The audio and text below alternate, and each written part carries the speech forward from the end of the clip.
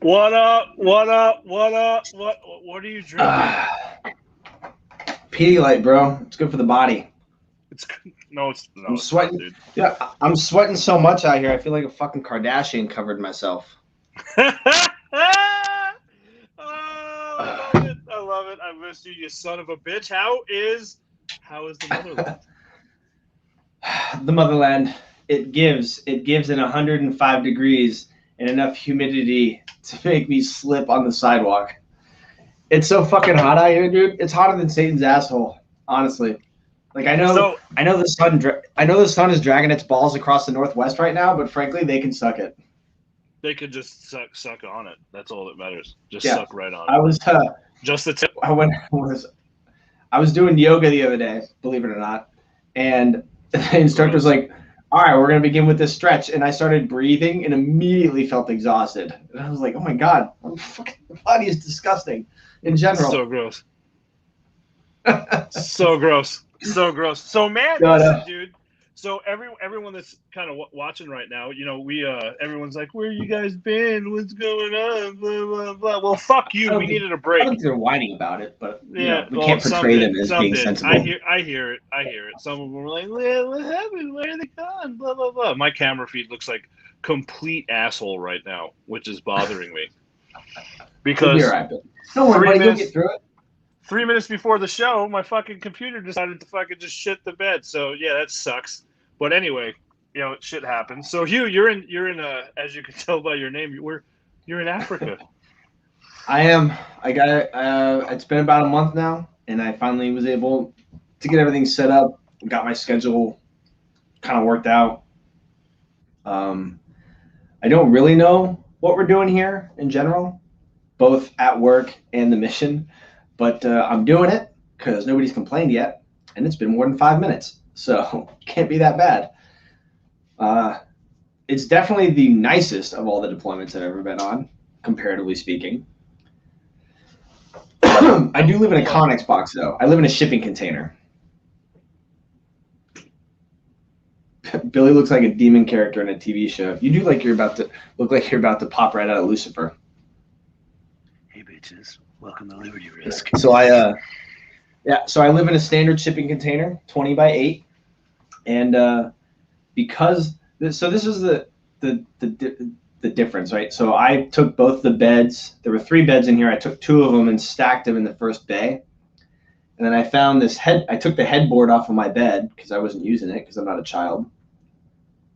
And I cut it into an octagon. So my buddies and I play poker 3 or 4 nights a week in my room and just listen to music. Oh, And your deployment's horrible, Hugh. I Absolutely, know it's absolutely terrible. horrible. And honestly, if I'm like, man, I really need like a taste of home, I can just walk across the street to the Subway or the fucking coffee shop and get free internet and just hang out outside in the 97-degree temperature with 110% humidity. This is why Yeah. I miss the good people in our life, Hugh. This is why. Matt says I'm only watching because I support homeless vets in Africa. So Oh yeah, horrible. I'm definitely displaced. That's for sure. It's nice. I'll tell you what though, as far as like the living accommodations overall are concerned, this is probably one of the better setups, and it's pretty impressive considering it's an army base. Their MO is like drop your shit, go to war, we'll fix it in a decade. And then, anyone who's ever worked for the Marine Corps is like, I don't care what we're doing, just make sure it's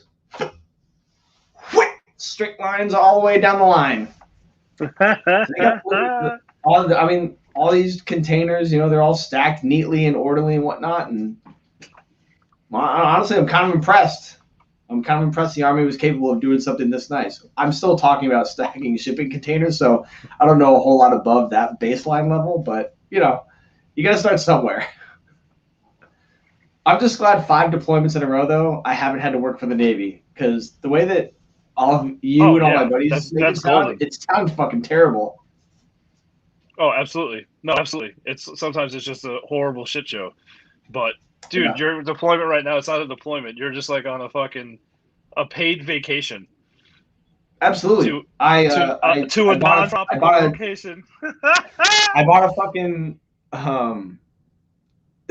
bought a TV, set up my fucking Xbox. So I do homework, Played a little Assassin's Creed since I have plenty of time now. I like routinely go to the gym classes with some buddies of mine. Started doing yoga. Turns out it's good for you. I want to keep going to the step class, but it's gonna have to get colder because I definitely. You're in country. I was sweating so bad at this fucking class. I sweat on the little step up thingy, and I slipped. And in my head, I was having like a replay of all the movies where like a character slides off the bar and smacks their head. And I was like, do not slip on this step bar and bash your face into it in Africa. You do not come back from that. So we'll see about step. Maybe in the fall. That might be a fall-related activity. But between now and then, if Matt says I gave your dog to someone who wouldn't file their VA claim. Yeah, so my Guinness is staying with the world's okayest Marine, which has been helping the world's okayest Marine because he was gaining a little bit of that, COVID weight, both before and after the pandemic. So apparently he's been getting up and getting active. So I appreciate you keeping my dog thin because Steven made that motherfucker fat. Made me have to go do cardio to get him thin again. I did not appreciate that one bit. Oh my God, I think I got the computer fixed. I think it's. And before we get into talking with our guest, who I'm very excited about, Billy. If up to this point you were like, oh man, maybe the deployment's going to come around, maybe it's not going to be as easy. No, Billy, I signed up for a snorkeling trip. I can go snorkeling. Okay, I'm officially unfriending you. Like it's like we're not. And because while I'm out here, I have to take a 96-hour liberty. You have to. I'm gonna go. I have because I'm out here for 9 months, so you do 96. If it's a year, you have to take 2 weeks R&R. Some political pay thing. I don't know how it works.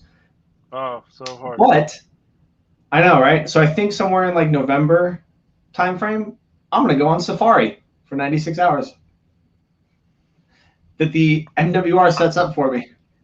I have so many emotions happening right now. I honestly don't know what to say. Okay, so I just want to. Hold on, stop for a second. You're playing poker. You go to work in civilian clothes. That's 2. Okay. Not every day. But shut up. Saturdays we go in. Shut the fuck up. I definitely wear this and a set of really comfortable shorts. Shut up. You go to fucking yoga and step class? Yep. You have a smoothie king in close proximity to your location. I mean, I think it's Planet Smoothie, but whatever. Well, fuck ever, bro. And then you're going on a scuba trip because you have to take a 96. I can't do this shit. I can't make it up. Mm-hmm. I can't make this up. Yeah. Yep. Not entirely sure what we're doing here, but I'll tell you what. I'm going to have a great year. People here are going to love me. I just don't know it yet. I'm at a loss for words. So this is what we're going to do. Hugh, introduce our guest. More Pedialyte than I ever have. We're going to bring her in right now. So once you're done doing your Pedialyte, you can go ahead and let our wonderful viewers know who's So who do we got, Hugh? Oh, excuse me. So, Jesus Christ. So Christine, I know. I'm sorry. Listen, this is the first time I'm doing the show sober. All right, give me some credit. Shut up. So Christine Walker was a corpsman in the United States Navy during the 1990s, and she is going to tell us her story. I don't want to take away her thunder, but where she is now is she started Devil Doc Publishing and a veteran magazine called At Ease.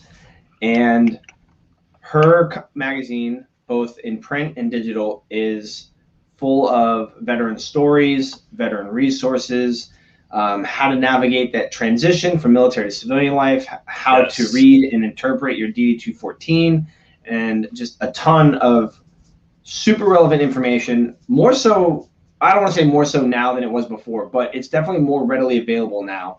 We're going to talk a little bit about transitioning out of the military then versus now. Obviously, if you've gotten out of the military in the last 15 years, you've had to go through these transition courses, and you walk out with just this stack of pamphlets of organizations that are here to help veterans, and a lot of them probably didn't really make a whole lot of sense. Well, nope. 30 years ago, those organizations didn't exist. You had the VFW and the American Legion, which, unfortunately are still full of the same bud heavy drinking pool playing people and are having a whole problem on their own. But that's a story for a different time. So Billy, whenever you're ready, fixing one of your 2 porn machines, if you wouldn't mind, please bring Christine in for us. Thank you very much, Billy. I appreciate you, gentlemen and a scholar. What's going on? It's so awesome to have you. Thanks. It's awesome to be here. How are you guys? Oh, little technical difficulties. That's all right. It happens. Besides the technical difficulties that happened, 3 years before we went live, everything's great. Good. But Christine, thank you so much for being here. We really, really, really appreciate it. I'm very, very excited to talk to you about Devil Doc and At Ease. Why don't you start with telling us a little bit about yourself, your experience being in the military, and then how you got to where you are today? Well, just a quick little thing. I come from my long legacy of military. So great-grandfather was World War I. Great aunt and both my grandfathers were World War II. My great aunt actually served in Korea as well as a flight nurse and received the Distinguished Flying Cross. So I did her story in the first inaugural edition of our magazine. And hold on, that is very, very, very cool. That is very cool. Only we're female to receive that award in Korea. So it's a pretty kick-ass story. But so, and then of course my father, my uncles, my brother's a Marine, and it was just natural for me to join the Navy. So I did. And of course this was, back in the Stone Ages. I went to boot camp in 1990 and went to my A school. I was a hospital corpsman and was stationed at Camp Lejeune. So I know more about the Marine Corps than I do the actual Navy. But, and it was a different time back then. This was actually pre-women in combat. So there were no billets open for 84 FMF corpsmen for females. But I named my company Devil Dog Publishing anyway as a wink and a nod to my fellow corpsmen. So. Oh, and I'm sure they saw that and immediately like, haha, I get that. Yeah. So a wink and a nod, and of course, as a corpsman, we have our own stuff. If anybody knows corpsmen, we're a whole different breed. Absolutely. Absolutely. So don't worry about 1990. All right, one of our viewers, Matt, he was around during the Revolution. So if we're going to talk about the Stone Age, he was definitely there. Yeah. So now that I got my digging on Matt, I can move forward with the show. So and so it was. I was stationed at Camp Swampy, Lejeune, and served at the Naval Hospital there. And but as a corpsman, all my patients were Marines, and they were coming back from Desert Storm with. I'm going to talk about it. Some very weird stuff going on with their bodies. And, we had briefings all the time about not to talk to the press, not to do this, not to do that. And I mean, honestly, we didn't know how to care for them. It sucked. But I remember at least 3 cases specifically where I was just like, I was a corpsman. I'm supposed to be able to help, but I couldn't. So, that sucks. The doctors didn't know what to do. We didn't know what to do. Because some of that shit over in Iraq at the time, we have no idea what was in it. So anyway, I'm talking about it now. So there you go. But it's different. It's different than when you're in, because when you're in, you're like, all right, cool. Like, you're a dick, but I'll do what you say. And then you get that DD-214 blanket and your first set of civilian clothes in a long time, and you're like, oh, I'm telling fucking everybody. Right? Y'all better be cool with a lot of shit really quick. Exactly. So we, And you talked about transition. Oh my God. You know, I hear vets today talking about their transition and going to all these classes and doing that. I'm like, holy shit. I went literally to our building. I sat down, they typed. There were no computers, by the way. This is how dark ages it is. They actually typed up my DD-214, and they handed me my last check, my DD-214, my per diem for my move, and basically kicked me in the ass and said, good luck. And that was it. There were no VSOs. There was nothing with transition. So you just kind of had to navigate on your own, and I kind of became kind of a hippie chick warrior and kind of did my own thing, a little bit of a free spirit, and just kind of went where the wind took me after the military. Okay. So that's kind of my military story.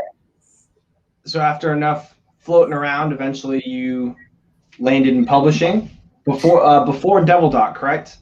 Yes. I had actually worked for a little, I had been a graphic designer, website designer for 20 years, I guess. Social media for 15, like, again, back in the Stone Ages. And I went to go work for a small newspaper in the little town I live in. And the editor was a real pain in the ass.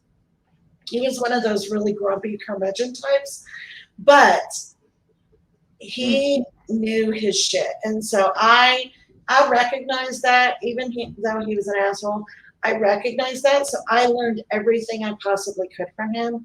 I paid attention. And all of a sudden, I had a real love for publishing. And, I left the newspaper, but ended up starting a small magazine with a business partner, a small community magazine. And I really loved it, but it wasn't anything that was going to pay my bills. It wasn't anything that was going to be long-term for me, because how much can you do for a small community magazine? So last year, I was actually in the hospital. I had to have life-saving surgery. And while I was during COVID, so I had no company at all. I was there by myself for 5 days. And I just really started thinking. I got in my head, and what do I really want to do? What I really love. Well, I really love publishing, and I really love pets. And then it was during COVID, so it was kind of crazy. The Blue Angels were doing flybys at all the hospitals, and the Blue Angels literally flew by my window, and I saw them in perfect formation from my hospital window. I'm like, yep, that's what? Yep, no lie. So I'm like, that's what I'm going to do. So I went to my business partner, and we were all adults about it, and they were super supportive of what I was planning. And so I started Devil Dog Publishing. I just realized it's been a year. It'll be a year on Sunday. Time is going by. Man, it's fast. Yes, once a corpsman, always a corpsman. You got that straight. So I started Devil Dog Publishing, and then I got the DBA for at ease, and I just, hit the ground and just started working it, getting everything set up. And then in December, it was originally supposed to be like a county magazine, a regional magazine. Yeah. But I wasn't getting any traction. I mean, I was getting people saying, yeah, that sounds like a good idea, but nobody was willing to fund it. And I'm like, well, shit, what do I do now? And in December, I decided to go national. I had a lot of people reaching out, wanting to be a part of it, to write for it. It was amazing. So I got very little sleep in December because, taking on a national magazine is a feat. Oh, now you said you went from not getting any traction to, going local, then going national, and it was just like, was that an overwhelming process? Was that something that was like you had to take a step back and like, oh my God, like maybe I have to reassess how I'm going to attack this and move forward? Or exactly. And I mean, to be honest with you, if you want to know my truth, I was like, what the fuck do I think I'm doing? I'm insane, because that's exactly how I felt. And I had about 2 or 3 weeks there where I was just back and forth. And I talked to my mom I live with my elderly mom now. So I talked to her and I'm like, okay, if I do this, because I had to figure out the website situation, but I redid the numbers business-wise and projections, and I realized, wait a minute, we could be a lot more successful having subscriptions. So going national, we'd have to have subscriptions. So that's what I did. I created a subscription-based print and digital magazine in December, Very cool. and then our first inaugural edition went to print and was out by the 1st of March. So That's fantastic. yeah, And then you our have- summer one just launched. I was reading through the questionnaire. You have a different your layout in your magazine is different than other magazines as far as content versus ad space, right? Right. So I took a risk because to me, the whole point of the magazine is to tell the stories, right? Every veteran has a story to tell. And, one of the reasons I started the magazine in the first place was most of our World War II vets are gone.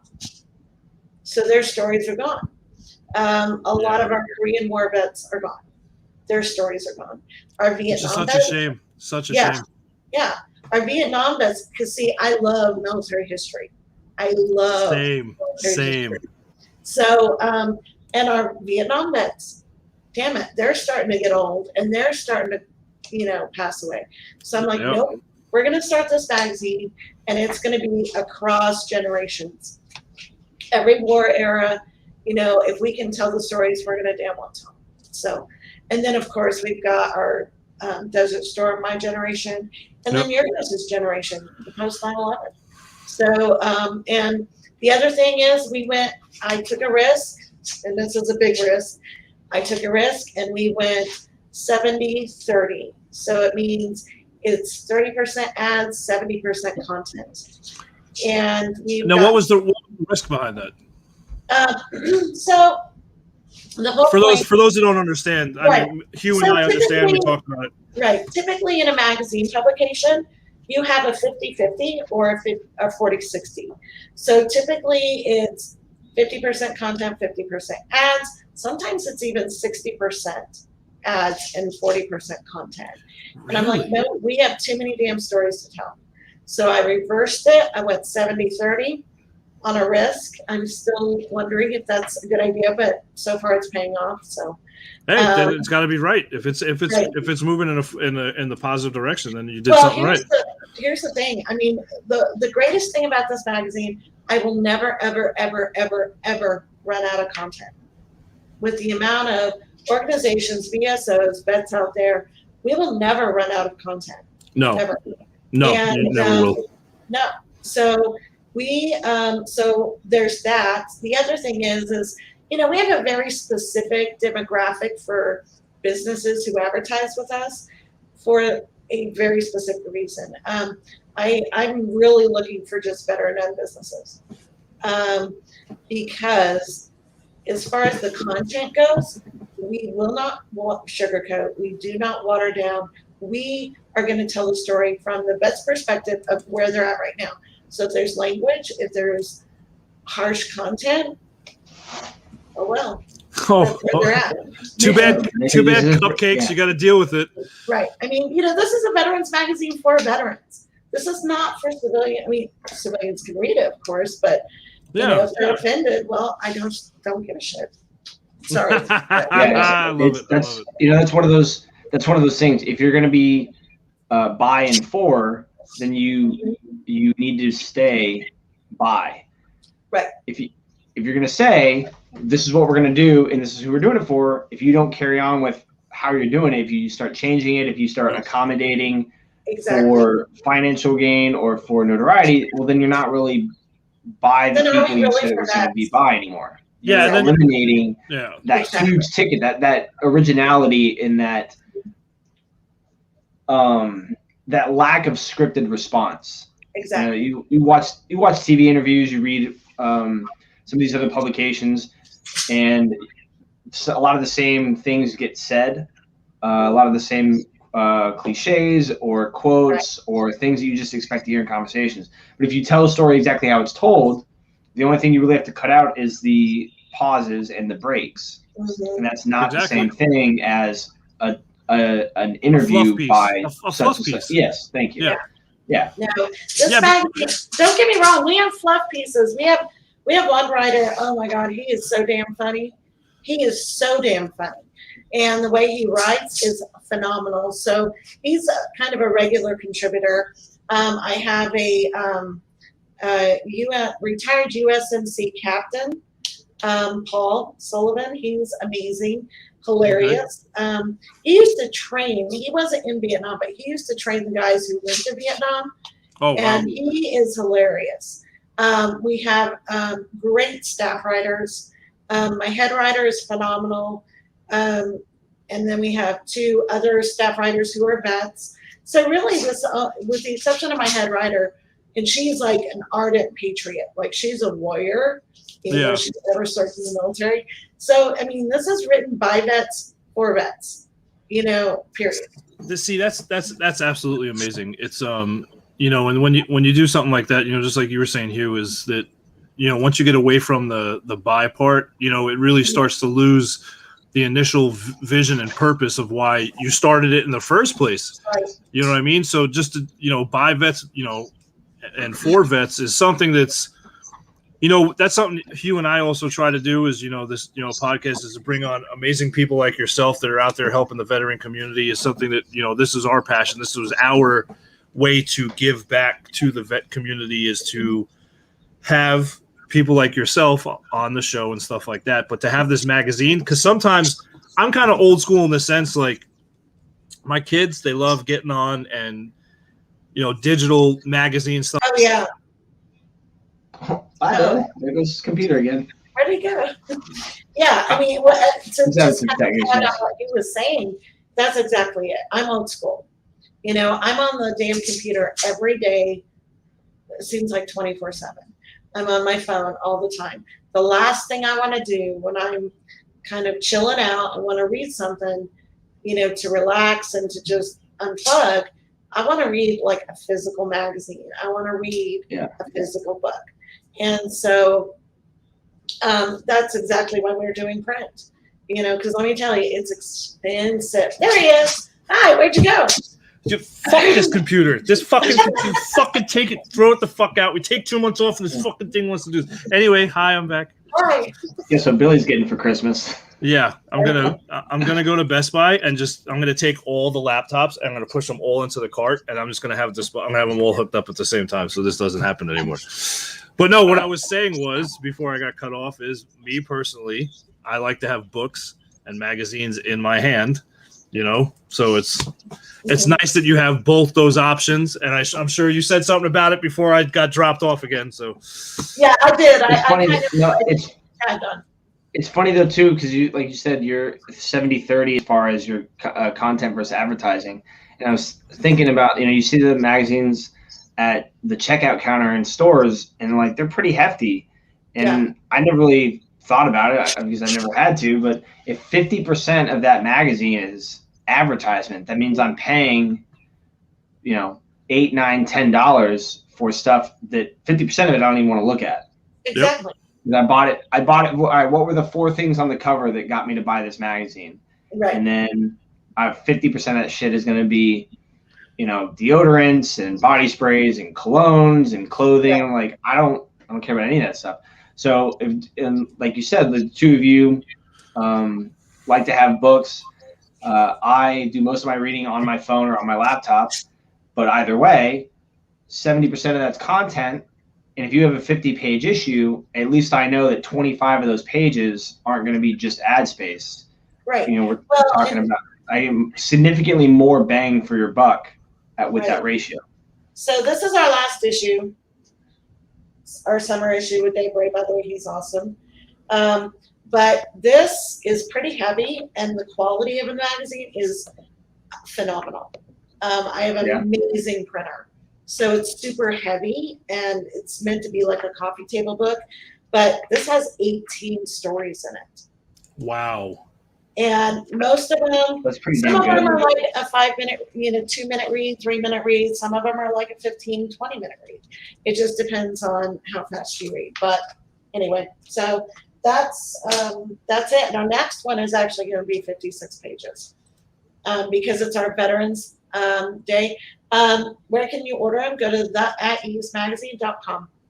And you can order one issue, you can order a subscription, an annual subscription. It's really up to you what you want. That's awesome. So just go to the website. You'll be able to do everything straight from there. Yep. Okay, very cool. And it kind of, drills it down. So we have a lot of content and a lot of features. So like one of the things we have is, a lot of times we'll do like military history pieces. Yeah. Because I love military history. Because if we don't learn from the past, what are we going to do? We're going to repeat it, right? Yep. So I love military history. We have DD-214 and beyond. I have a phenomenal writer who's actually she's kind of a mentor for Texas Veterans Commission. And so she writes about transitioning, entrepreneurship, all that stuff. We've got Girls in Grit. So, being a female vet, I wanted to include our chicks, because in the civilian world, we're the ones who go invisible. We don't really exist in people's minds as being veterans. Yeah, and so it's unfortunate. And I wanted to make sure that, we have a voice too, and whatever that voice is. So then we have Salute to Satire. So that's where we get kind of into the nitty gritty because, that's where I kind of really don't have any standards. I love it. Military humor. How can you have standards with military humor? No, you just got to let it roll. You just got to let it roll. You just got to go with it. So anyway, if your listeners have really funny stories, you have got to connect with me. Christine at Double Dog Publishing, please send me your funny stories. I may have to pare them down a little bit, but I'll make sure the punchline sticks. So we have a lot of different features. Paul does I Remember When. So he's kind of old school and he kind of tells some of his stories and he's funny as hell. So, awesome. And then we have another guy, Tony LaCour, phenomenal writer, phenomenal writer. And then, we just have a lot of different, and then at the end we have taps. And every issue, I put the names of those who've gone before, just to remember them. We always remember them. And, so it's 90% reverent and about 10% irreverent. So that's how we kind of. That's a pretty impressive breakdown. I really like the DD-214 and beyond segment, which a lot of people when they're getting out, I feel like they don't adequately prepare. If you're not an E7 or above, nobody's coming to you a year to 18 months out and telling you, hey, you need to be preparing for this transition. Nope. A lot of it is retention. They want to know if they're going to be able to keep you in. They want to know if they're going to keep the skills that they trained you in the NECs or the quals and whatnot that they gave you. Nobody's like, hey, you need to do this transition packet. What are you going to do? Do you have a resume? Are you interested in taking the last 6 months and working for a civilian as an intern and not coming to work here for the government? Right. And then, you sit down with your whatever the hell he is at PSD and do your DD-214. And he's like, all right, well, give me what you have. And they're like, what do you mean give you what I have? What the fuck do I have admin for if I have to carry my own shit around? And they're like, oh, you've been doing this for how many years now? Okay. Bye. And that's kind of, that's kind of the extent of it. It's real. It really is. In the reserve, I've done 4 transition courses. Every time I come off active duty over 90 days, I have to go through one. And even though twice I've had a job or have been going to school, I still go through them every time because the Department of Labor information is always different. What people are looking for on resumes is always different. What skills translate to the civilian world are always different. And it's nice it's always nice to be able to tell somebody like something a little bit at a time. Like you're not going to sit down one time and tell somebody enough stuff about their transition that when that time comes, they're going to remember all that. They're going to be like, damn it, what was that guy's name? And can I call him because I don't know any of this? And then you're going to forget because you have other shit to do. So like those little bit of reminders every quarter when your magazine comes out, like, hey, by the way, DD214 stuff, here's what you need to be checking. Here are the boxes you need to be checking. Here's what you need to be looking for. Here's how to read these codes, which is equally important when you go file your VA claim. If you don't know what your, I want to say it's reset code, but I don't think that's right. Whatever that code is on the bottom right corner that says whether or not you're eligible for benefits, you should know what that means before the government says, I'm going to need that uniform back. Absolutely. You go to the VA and find out you accidentally got an OTH, even though you didn't do anything wrong, but somebody just, fat thumbed your DD214. Right. Well, and also, gives them options. Like, look, here's this veteran. She became an entrepreneur. Look, there's this veteran. She or he started a nonprofit organization.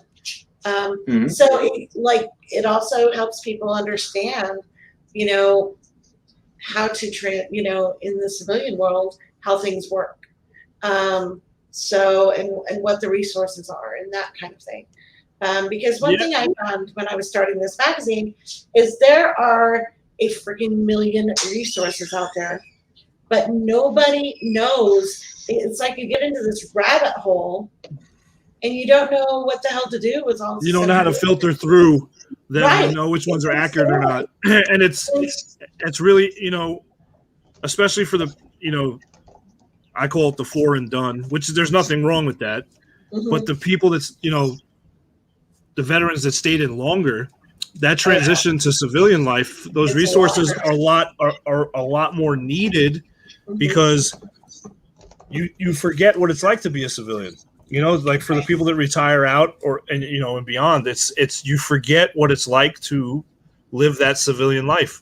So to have a comprehensive location to where the true information that you need to succeed as a civilian, because there's a lot of us, and Christine, this, a lot of us veterans takes years. Yep. Years to readapt ourselves and retrain ourselves to be an air quoting normal person.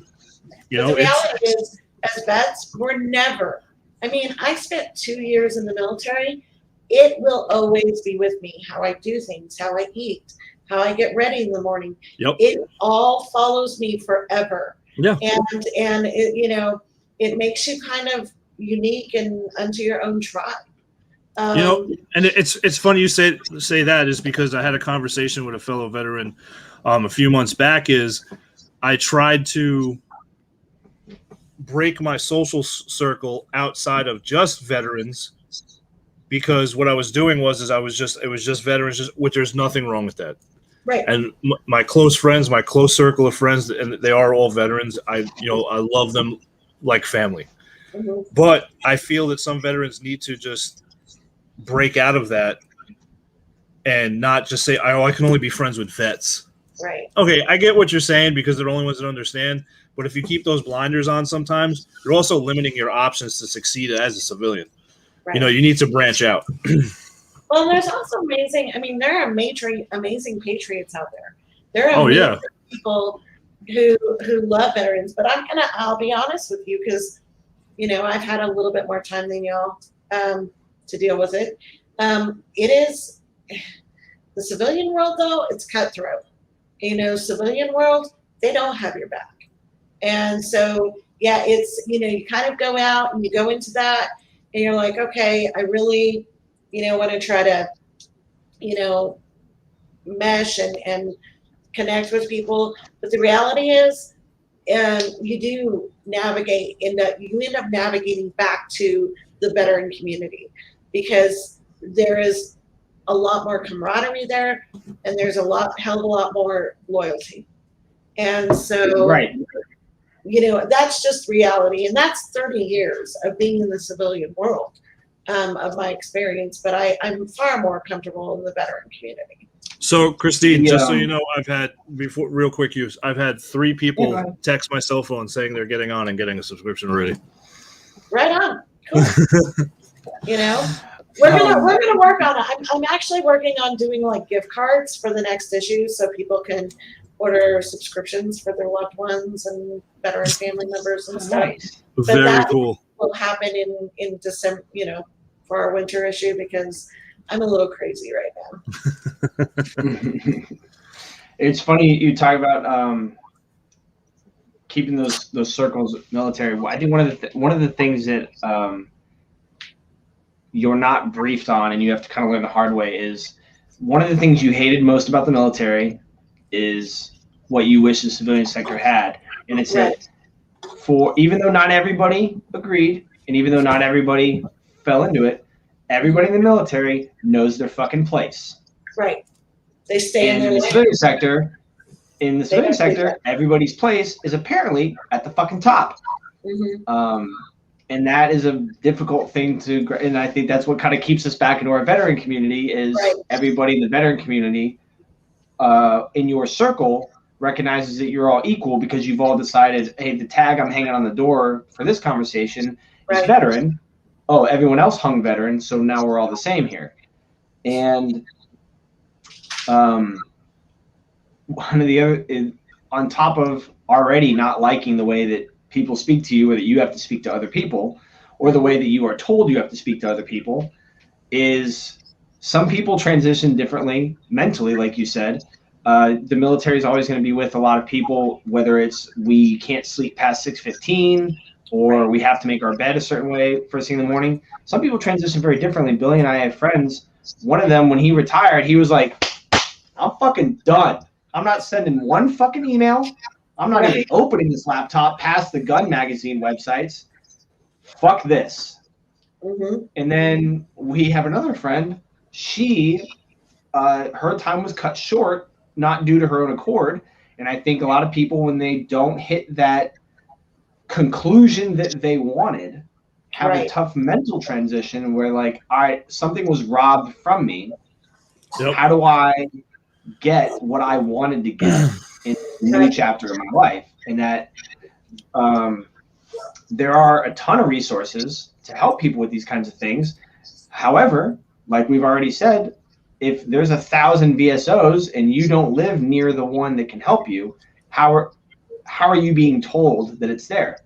Right. Also, if you get out of the Navy in Washington State and there's a company in North Carolina that can help you, and that's where you live, and you're transitioning back through there, how are you supposed to know about that ahead of time?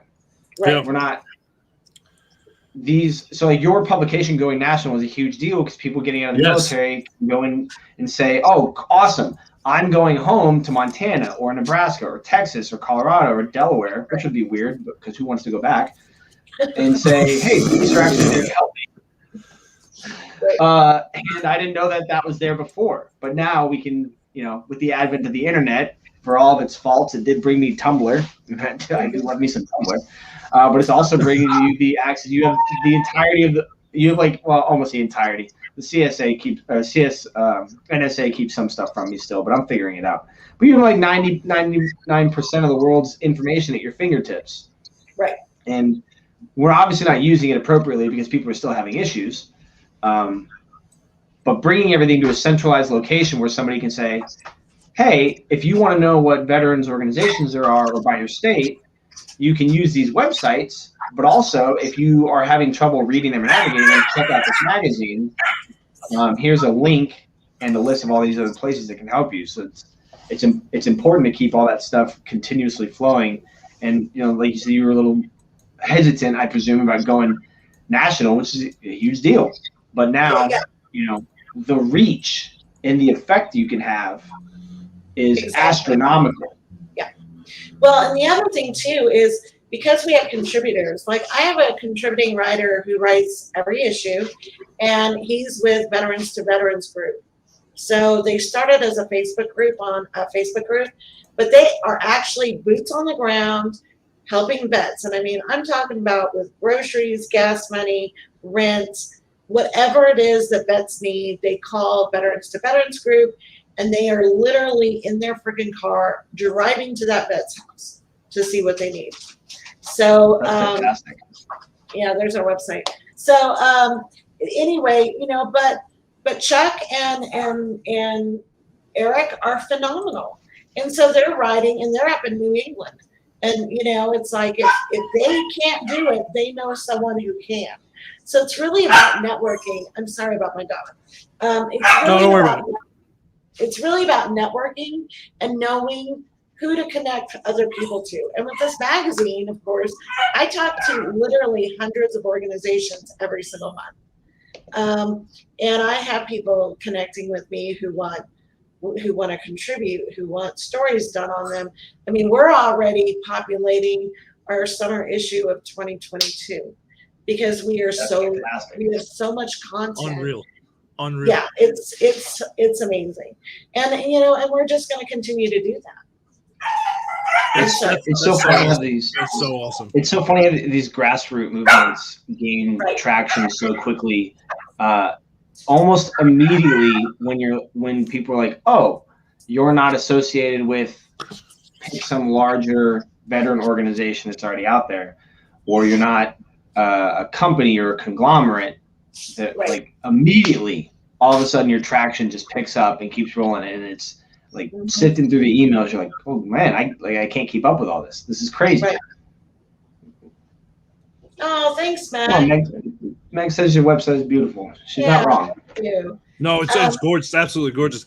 So, Christine, I mean, honestly, you and I can't thank you enough for taking the time out of your day and your schedule to come on here. I know there was, part in the little technical difficulties and stuff like that, but it was an absolute pleasure to have you on the show. Everyone, head over to the website. It's right there on the bottom on the ticker. # all about the vets is the hashtag they use. Devil Doc Publishing at Ease Veterans Magazine. Yep. Go on there, subscribe, get a subscription for it. I'm going on there right after we get off here, and I honestly mean that. I want one. I'm going to bring it to work. Even if it's not for you, if you work at a place, if you send some, thankfully the staff that I work with is super cool. We get a ton of magazines every month that they or people before them just were bought like 5 years worth and just keep having them sent to the office. You never know who in your office might need a piece of information. See if you can get your boss to pay for a yearly subscription. That's what I'm going to do. I'm going to have one for myself and one for work. Christine, I'm going to put it over by my desk. 1 out of 4 of my customers are veterans, just because of my close proximity to two huge military installations here in North Carolina, Air Force, and then you have Fort Bragg. So, yep. So I'm going to do everything I can to let everyone know about this, because it's absolutely gorgeous and it's amazing what you're doing, to help out. So thank you. Can I put one? Of course. 2 stories coming up in fall. I have gotten in touch with a retired New York PD, NYPD detective who was. That's my hometown. That's my city. He was part of the emergency service unit. He was one of the first on the scene, second on the scene when the planes hit. Whoa. And he is telling his whole story to us. What? So you have to get the fall issue. It's going to be a 2,000-word story, and it is. I just got chills. There is no filter. Everything that happens, there is no filter. Because here's the problem: we fucking forgot. We said we'd never forget, but we forgot. So we need to be reminded of what really happened that day. Agreed. The second thing is our cover story is on a group called Veteran Sheepdogs of America, who are going to be taking on the VA legislatively and legally, if necessary, to make sure that our vets start getting the care they need. So amazing. It's absolutely amazing.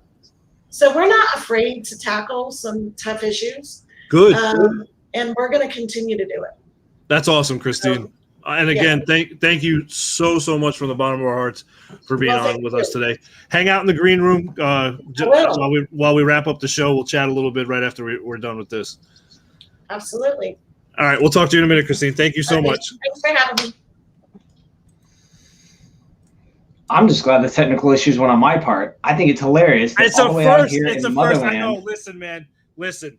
all the way out in the motherland in my shipping container. Oh my God, you're gonna give me shit. I know I'm not gonna live it down, man. I'm not gonna live it down. But listen, it's worked out. It was actually it's a buggy issue. What happened was we were gone for so long, I had to reconnect all the social media feeds back to the software because they time out after 30 days. So it was just a little bug hiccup, but see, like we're doing good now. Military accounts. Yeah, pretty much. So we're all fucking good now. I don't want any more shit about it. This subject is over. We're not talking anymore. I mean, obviously, I make no promises, nor do I feel any inclination to follow them if I did make them. It's so weird, Hugh. This is the first show you're sober at the end of the show. I mean, you're sober at the beginning of the show usually. Like, I mean, 1 out of 3. Super uncomfortable for me, honestly. Yeah, you're just like 11 out of 10 would not recommend. Are you like wishing there was vodka in the Pedialyte right now, just like or something? Yeah, well, yeah, except like I'm hearing apparently vodka. Apparently, the people who have the hookup are paying like $100 for vodka, and I'm like, guys, it's vodka. It's only vodka. Well, it's like on the ships. That's why there's a thing called bilge wine, because you ferment your own alcohol in the bottom of the ships. See, that's the thing. Like, if I knew that I wasn't getting a roommate, there would be an entirely different setup in this room. But you're playing fucking poker and going scuba diving and all this other shit. Shut up. It's a staycation. I mean, there are some other people that are just straight up not having a good time. I'm just like, and I'm like, why? What's the problem, guys? I don't want to be here. I'm like, well, where else would you be? Yes, where are you gonna go? It was pretty cool though that you called me the other day. That was actually pretty cool because that's I'm not used to that. When I deployed, it was these sat phones, and you're like, hey, how's it going? 1 Mississippi, 2 Mississippi, 3 Mississippi. Then they hear you, oh, I'm good. 1 Mississippi, 2 Mississippi. I used to fucking hate when my dad was on the ship because very, very fucking quickly, I started hearing my mom say, can you hear me now? Can you hear me now? And it started to fucking grind at me in the back, give me a fucking headache right in the fucking back. And I get why, every time the boat moved or, like it tilted a little bit, maybe it lost signal, I had to reconnect. But I'm just like, Jesus, no, he can't fucking hear you. Why does he call from the water? Call from the fucking land. Yep. And I remember my first deployment. That's what I started doing. My first deployment, we had AT&T call boxes. And you had to have like their little card, and it was like a 10-minute process just to get a line out, or you had to be on watch at your office and use the morale line, which was hit or miss. We didn't have Wi-Fi. We had 20 computers. We had 20 computers for 3,500 people. Yeah, they had to SAT patch it through Virginia, and then there was a delay, and it was a nightmare, and it was just like it was hit or miss. It was hit or miss then too, because depending on who you called, they wouldn't all transfer the number. They would all do it differently. So I used to call Whidbey Island, I think, and they would just transfer. But one time Whidbey was busy, and I called the Naval Hospital, and these jackasses transferred the call to my mother and said, hi, this is Bremerton Naval Hospital. We have a call for Debbie. And so, of course, she thought I was fucking dead or dying. So this is significantly better. Yes, when you can Facebook Wi-Fi call me, yeah, you're pretty good. Yeah, you just put your phone on military suspension and then pay a stupid amount of money for internet out here, but you're tax free. So there's like $900 back in my bank account. Thanks, federal government. Appreciate you. So Hugh, we're changing the day. Obviously, we're going to be on Wednesdays now, switching it from Mondays. Just because it's my day off from work. It's the only day I have off besides Sundays. So, because it actually works out for me too, because apparently Thursday is when they clean the office, so I'm supposed to go in late. Nobody told me that, but apparently nobody goes in for like. What fuck you? That's something else. It's like scuba diving. Really? Going late to the office on the. God damn it, Billy. My work hours are 8 to 5, and honestly, if my chief is out of the office by 4:30, I feel no obligation to stick around. I fucking hate you so much right now. This is so obnoxious. This is so obnoxious. Anyway, we're gonna be on Wednesdays at 7:30. Meg has a huge show. Ladies Take Over Liberty Risk tomorrow with the founder of Hunter 7. tomorrow at 7:30.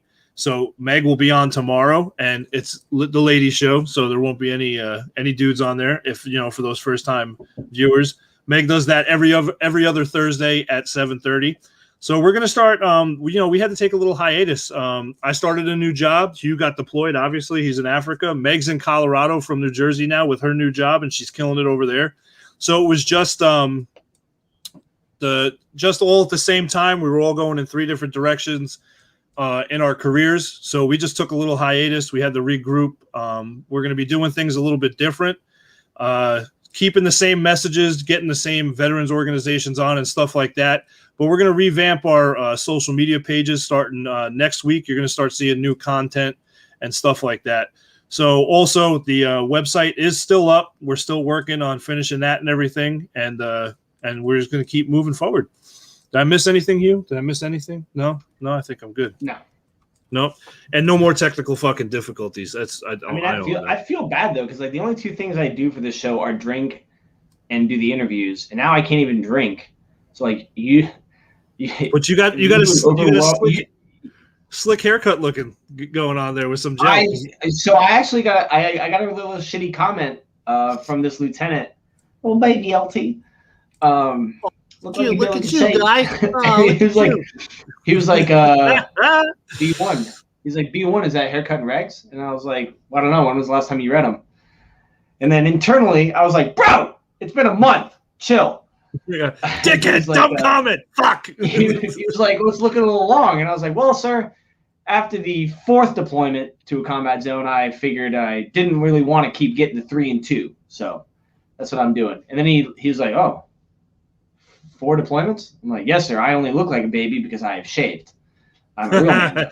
I don't like the no beard Hugh. I don't like no beard Hugh. No, I'm not a big fan. Yeah, it is right. What it is. You're gonna grow that shit. 9 months, 36 episodes maybe, and then I'll have a beard back. Yeah, that motherfucker better be down to here when you get back. Like you better be Grizzly Adams. Big, luscious face mane. Yeah. And people are like, hey, I have a question. I just want to look through it for answers. I'm done with you tonight. This is obnoxious now. All right, everyone. Thank you so much for watching with us tonight. We are actually very happy to be back. We enjoyed the break, but we were starting to fucking miss it. So thank you so much, everyone, for joining. We'll see you guys next Wednesday. Take it easy. Night, guys. 2:30.